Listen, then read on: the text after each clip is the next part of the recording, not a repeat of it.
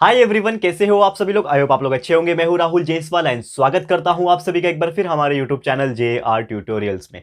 Friends, आज again आपके सामने एक मोस्ट इंपॉर्टेंट पॉलिटिकल साइंस का लेक्चर वीडियो लेकर आ चुका हूं दोस्तों, जिसमें आज के दिन हम लोग पढ़ने वाले हैं हमारे 10th स्टैंडर्ड के लिए पॉलिटिकल साइंस सब्जेक्ट का, जो हमने एक न्यू चैप्टर अभी अभी शुरुआत किया था दोस्तों, जिसका नाम है chapter number 4 social and political movement. तो आज हम इस पर्टिकुलर चैप्टर का लेक्चर नंबर 2 आपके लिए लेकर आ गए हैं, जो कि अगेन एक बहुत ही ज्यादा इंपॉर्टेंट लेक्चर वीडियो होने वाला है।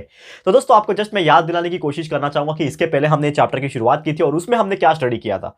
उसमें हमने देखा था दोस्तों कि ये जो मूवमेंट होता है, ये जो आंदोलन, ये जो वर्ड मूवमेंट है ना, ये क्या होता है। ये एक आंदोलन इस प्रकार का होता है और क्यों करना चाहिए आंदोलन, क्या होता है एग्जैक्टली आंदोलन, उसमें क्या क्या चीजें हो जाती है, इस प्रकार के कई सारे टॉपिक्स हमने प्रीवियस लेक्चर्स में डिस्कस किया है। तो प्लीज जाके देख लेना, साथ में प्लेलिस्ट भी देख सकते हो, क्योंकि वहां पे बाकी जो सब्जेक्ट्स है पूरे कंप्लीट हो चुके हैं। पहले ही हमारा सिलेबस 100% 10th स्टैंडर्ड के लिए कंप्लीट हो चुका है।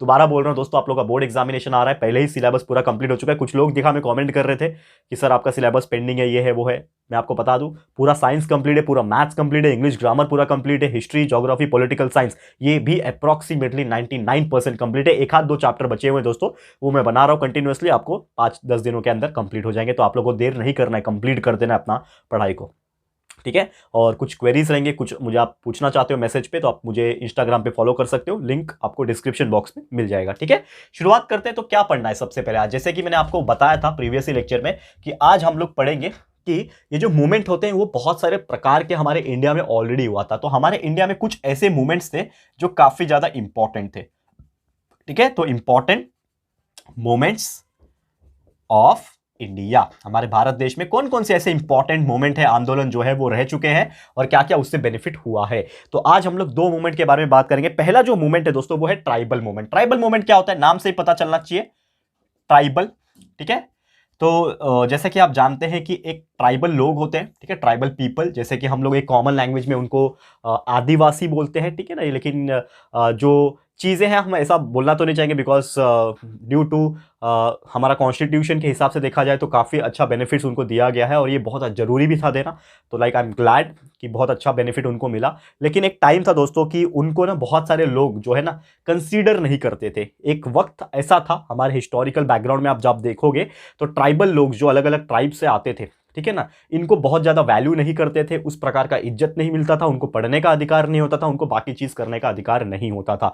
लेकिन हम यहाँ पे बाकी चीजों की बात नहीं कर रहे, हम यहाँ पे ट्राइबल मूवमेंट वो बात कर रहे हैं कि एक ऐसा आंदोलन हुआ था हमारे प्री इंडिपेंडेंस पीरियड में, यानी कि आजादी जो हमें 1947 1947 में जो इंडिपेंडेंस मिला उसके कुछ पहले यहाँ पे हमें एक आंदोलन देखा था, जिसमें ब्रिटिश गवर्नमेंट का टाइम था वहां पे। तो ट्राइबल पीपल को यहाँ पे जो अपने रहन सहन के लिए या फिर जो अपना लाइवलीहुड जिसको बोलते हैं, घर चलाने के लिए जो चीज़ों की जरूरत पड़ती थी, जैसे ट्राइबल लोग रहते ही जंगलों में थे, आप जानते हैं ये चीज़ कि वो जंगलों की चीज़ों का इस्तेमाल करते थे, लकड़ियाँ हो गए या फिर जो भी फॉरेस्ट से जो निकलता है चीज़ें, चाहे वो कुछ भी हो, खाने पीने की चीज़ें हो, ये सब चीज़ का इस्तेमाल वो लोग करते थे। मतलब फॉरेस्ट का जो रिसोर्सेज था वही उनके लिए डेली लाइफ जीने का जरिया था, लाइवलीहुड वही था, उनसे ही वो अपना घर बनाते थे, मकान बनाते थे, उसी से लकड़ियाँ जला के वो चूल्हा जलाते थे, उसी से फल फ्रूट जो भी आते थे उससे वो खाते थे पीते थे। इस प्रकार की कई सारी चीजें जो है होते थे। तो एक ट्राइबल जो है नॉर्मली अपराइजिंग था वहां पे कोलम, ठीक है ना, छोटा नागपुर एक जगह है महाराष्ट्र में, आप जानते हो, कोलम, ठीक है, ठीक है, सॉरी माफ कीजिएगा, ट्राइबल जो है नाम यहाँ पे कोलम हो गया, छोटा नागपुर के। फिर ओडिशा के जो ट्राइबल जो लोग थे वहाँ पे, उनका नाम था गोंड, जैसा कि आप जानते होंगे, अगर ये नाम शायद आपने सुना होगा, ठीक है। जगह का नाम नहीं है, ये एक ट्राइबल कम्युनिटी का नाम है, आप बोल सकते हो, ठीक है। तो कोलम हो गया छोटा नागपुर से, गोंड उड़ीसा के आते थे। फिर कोली, भिल्ला एंड रामोशी, ठीक है ना। कोली तो आपने सुना होगा, क्योंकि बहुत सारे ऐसे लोग हैं जो काफी फेमस है कोहली नाम के, ठीक है। वो कोहली मत समझ लेना, वो अलग है, विराट कोहली, उनकी बात नहीं कर रहे हैं, कोहली, ठीक है ना, जो नॉर्मली फिशरमैन की कैटेगरी में आ जाते हैं महाराष्ट्र में, ठीक है ना, इस प्रकार के लोग, ठीक है, कोहली हो गए। फिर भिल्ला एंड रामोशी, ठीक है ना, ये कुछ जो है ये ट्राइबल के कम्युनिटी लोग हैं, ठीक है ना, इस प्रकार के लोग होते थे। तो उस टाइम पे होता ये था, जो अलग अलग जगह से, जैसे एक और है यहाँ पे संथल और मुंडा, जो बिहार से है, ठीक है ना, संथल फिर मुंडा, ठीक है, इस प्रकार के ट्राइबल कम्युनिटी के लोग थे। तो यहाँ पे हुआ क्या था कि ये जो ट्राइबल जो लोग थे उनका एक काफी ज्यादा स्ट्रगल था, क्योंकि उस जमाने में जो गवर्नमेंट थी ब्रिटिश की, उन्होंने रोक लगा दी थी। क्या रोक लगा दी थी? कि आप फॉरेस्ट की चीजों का इस्तेमाल नहीं कर सकते, क्योंकि यार ये जो ट्राइबल लोग थे, ये जितने भी कम्युनिटी है ये ट्राइबल लोगों की, ये कहीं ना कहीं डिपेंडेंट थे फॉरेस्ट के रिसोर्सेज के ऊपर। अब उनको वही चीज नहीं दिया जाएगा तो ये बेचारे कैसे रहेंगे? तो इस प्रकार से कई सारी चीजें हो रही थी। तो एक बहुत बड़ा प्रॉब्लम था, जो हक उनको मिलना चाहिए था, क्योंकि जंगलों में रहना और फॉरेस्ट में रह के उन रिसोर्सेज का इस्तेमाल करना ये उनका जन्मसिद्ध अधिकार है, राइट है उनका। तो वो चीज के लिए मना कर दिया जा रहा था ब्रिटिश गवर्नमेंट द्वारा। तो ये सब चीज के लिए उन्होंने क्या किया, एक ट्राइबल मूवमेंट की शुरुआत की, यानी एक आंदोलन, एक आवाज उठाई, लोगों ने इकट्ठा होना शुरू किया आपस में और एक तरीके से आवाज उठाई, आंदोलन किया, जिसको हम लोग बोलते हैं ट्राइबल मूवमेंट।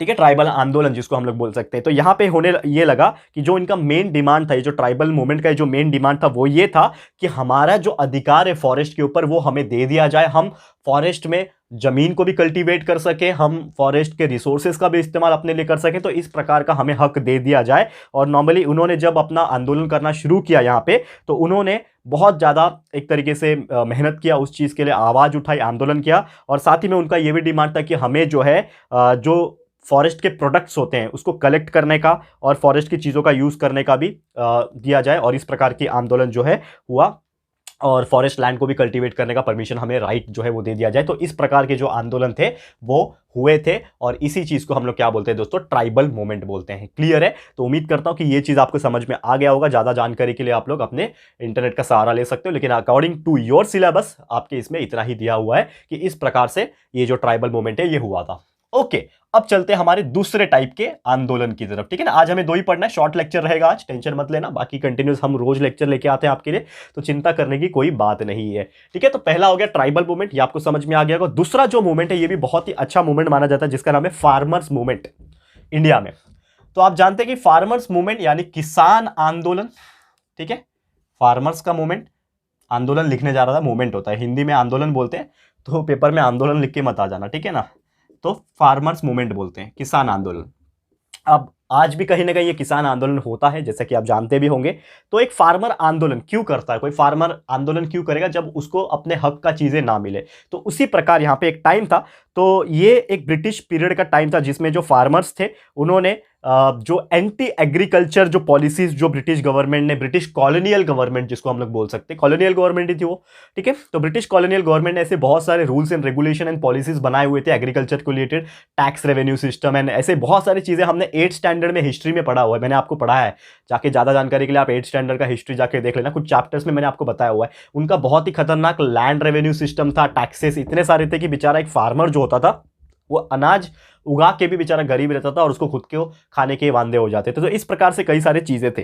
तो ये सब चीज को रोकने के लिए यहाँ पे जो फार्मर्स थे उन्होंने आंदोलन करना शुरू किया। लेकिन यहाँ पे अगर प्रॉपर तरीके से जाएंगे हम लोग सिलेबस पॉइंट ऑफ व्यू, तो यहाँ पे जो फार्मर मूवमेंट्स है यहाँ पे बरदौली में, ठीक है, चंपारनिया हो गया मूवमेंट्स, ये जो है ना रेवेन्यू कनेक्शन जो था, यानी कि जो पैसा जबरन वसूल किया जाता था ब्रिटिश गवर्नमेंट द्वारा फार्मर्स से, तो उनके खिलाफ ये आंदोलन था कि आप भाई जबरदस्ती रेवेन्यू कलेक्शन ना करो, पैसे ना वसूलो हमसे, हम नहीं दे पाएंगे। तो फार्मर मूवमेंट जो है ये इसकी एक बुनियाद जो रखी गई थी, इसका जो इंस्पिरेशन माना गया था वो बहुत सारे पॉलिटिकल लीडर्स एंड बहुत ही महान व्यक्ति, जिनका नाम आप जानते हो, महात्मा ज्योतिराव फूले, इनके बारे में तो आपने सुना होगा, फिर जस्टिस रानाडे और महात्मा गांधी, इनको ही आइडल मान के, इनको ही इंस्पिरेशन मान के ये जो फार्मर्स का प्रोटेस्ट है, या फिर आप सिंपली उसको किसान आंदोलन का नाम दे सकते हो, तो ये जो आंदोलन है किसान का, जो फार्मर्स का मूवमेंट है, इसकी शुरुआत की गई थी। और कुछ रिफॉर्म्स जो थे एग्रीकल्चर्स में, ठीक है, जैसे कि टेनेसी लॉ थे, फिर लॉ ऐसा था जो कि लैंड को टिल्टिंग करने का बनाया गया था। ठीक है, ऐसे कई सारे जो लॉ थे जो ब्रिटिश गवर्नमेंट ने बनाए थे और जो किसान को मंजूर नहीं थे, ठीक है, वो कहीं ना कहीं अब ठंडे पड़ने लग गए थे, क्योंकि यार अब आंदोलन के आगे कोई ब्रिटिश सरकार या फिर कोई भी सरकार नहीं टिक पाएगी, क्योंकि आंदोलन से यार बहुत ज़्यादा डिफिकल्ट सिचुएशन क्रिएट हो जाता है। तो कहीं ना कहीं ये सब चीज़ हुआ। फिर धीरे धीरे यहाँ पे ग्रीन रिवॉल्यूशन आया, तो फार्मर्स ने यहाँ पे जो मूवमेंट था बहुत ज़्यादा एक्टिव और इफेक्टिव कर लिया ग्रीन रिवॉल्यूशन के बाद। यहाँ पे ग्रीन रिवॉल्यूशन की वजह से एग्रीकल्चर प्रोडक्शन भी काफ़ी ज़्यादा अच्छा होने लगा था, सेल्फ सफिशियंट होने लगे थे लोग। जो फार्मर्स थे कहीं ना कहीं जो दूसरे के ऊपर डिपेंड होते थे, वो कहीं ना कहीं आपस में अपने आप को सेल्फ एफिशिएंट मान रहे थे, और जो उनका प्रोडक्शन करने का जो कैपेबिलिटी था वो भी क्या हो रहा था, इंक्रीज हो रहा था। तो क्या, तो ऐसे बहुत सारी चीजें जो है वो देखी जा रही थी। और बाकी अगर बात करें तो फूड प्रोडक्शन, फूड ग्रेन्स भी काफी ज्यादा इंक्रीज हो रहा था। और इसके अलावा ये जो था फार्मर्स को लेकिन बहुत ज्यादा बेनिफिट नहीं कर पा रहे थे, ठीक है। तो फार्मर्स जो है अब डिवाइड हो गए थे, यहाँ पे एक रिच फार्मर हो गया था और एक पुअर फार्मर हो गया था, यानी कि जो जिनके पास कैपेबिलिटीज है, बाकी पैसे हैं, वो रिच फार्मर्स हो गए, जो बेचारे एकदम गरीब फार्मर है वो पुअर फार्मर हो गए, ठीक है ना। तो उनके बीच में क्या हो गया, डिससैटिस्फैक्शन होने लगा। जो कुछ नहीं कर पा रहे थे वो बेचारे गरीब में डाल दिया, जो अच्छे खासे पहले से जिनके पास जमीन अच्छा है, खेती बहुत अच्छी चल रही है, तो उनको तो कोई टेंशन नहीं है, तो वो लोग रिच फार्मर हो गए। तो एक तरीके से क्या हो गया, अमीरी गरीबी वाला डिस्क्रिमिनेशन हो गया, बीच में एक डिफरेंस क्रिएट हो गया, डिससैटिस्फैक्शन हो गया। जो पुअर फार्मर थे बेचारे क्या हो गए थे, एकदम अपने आप को लाचार मानने लग गए थे। और इसी लिए यहां पे जो गरीब फार्मर्स थे वो जब इकट्ठा होने लगे और बोले कि हमें अब आवाज उठानी पड़ेगी, नहीं तो हम कहीं ना कहीं पीछे रह जाएंगे, क्योंकि अमीर फार्मर को तो कुछ फर्क पड़ता नहीं, उनके पास पैसे हैं ऑलरेडी, बहुत सारे जमींदार होते हैं बहुत सारे, तो इस प्रकार से कई सारी चीजें हैं उनके पास। लेकिन यार जो गरीब एक फार्मर है वो तो अपना रोटी जो पेट पालेगा वो किससे पालेगा, अपने जो अनाज पैदा किए जो अनाज है उससे पालेगा। कुछ कुछ पैसे अगर उसके घर में आएंगे तो वो कहां से आएंगे, वो किसी फार्मर जब कुछ अनाज पैदा करके उसको बेचेगा तो वहां से आएंगे। लेकिन आप अगर जबरदस्ती टैक्स रेवेन्यू लेंगे हमसे, रेवेन्यू कलेक्शन करोगे, तो हमारे पास तो कुछ बचेगा नहीं, तो हम तो पुअर फार्मर है। तो ये सब चीज को रोकने के लिए उन्होंने आंदोलन किया, आवाज उठाई, ठीक है।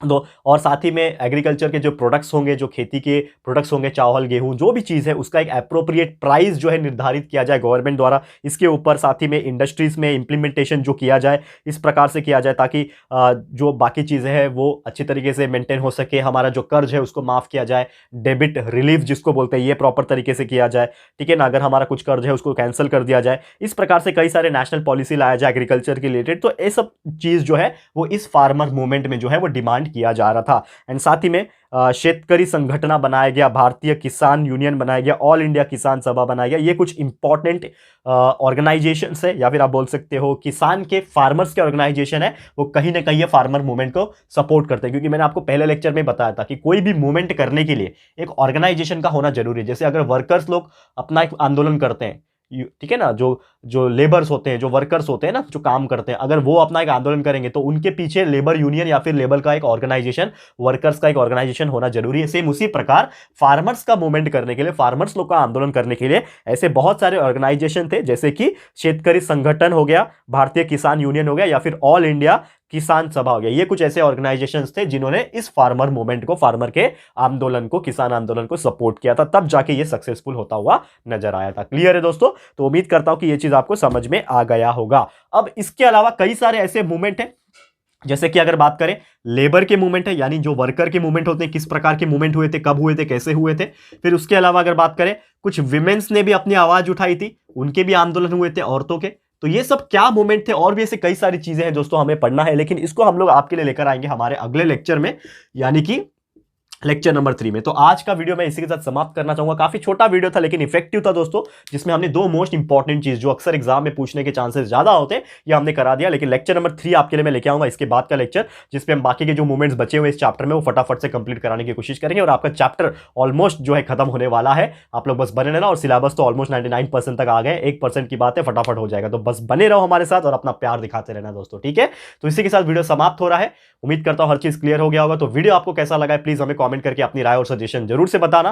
वीडियो पसंद आया है, अच्छा लगा है दोस्तों, तो प्लीज वीडियो को लाइक कीजिएगा, शेयर जरूर से कर देना अपने सारे फ्रेंड्स एंड रिलेटिव्स दोस्तों को शेयर करो। बताओ कि किस प्रकार के मूवमेंट हुए थे, ट्राइबल मूवमेंट में क्या हुआ था, फार्मर्स मूवमेंट में क्या हुआ था, ऐसे कई सारी चीजें और भी हम लेकर आते रहेंगे, तो प्लीज शेयर कर देना। एंड साथ ही में दोस्तों अगर आपने अभी तक इस चैनल को सब्सक्राइब नहीं किया है तो फटाफट से हमारे चैनल को सब्सक्राइब कर देना। साथ में एक बेल आइकन होता है उसको प्रेस कर देना, ताकि फ्यूचर में हम कभी भी कोई भी वीडियोस को अपलोड करेंगे तो आप लोग को नोटिफिकेशन मिलती रहेगी। ठीक है फ्रेंड्स, तो मिलते हैं हमारे अगले वीडियो में। ये वीडियो देखने के लिए thank you and good bye.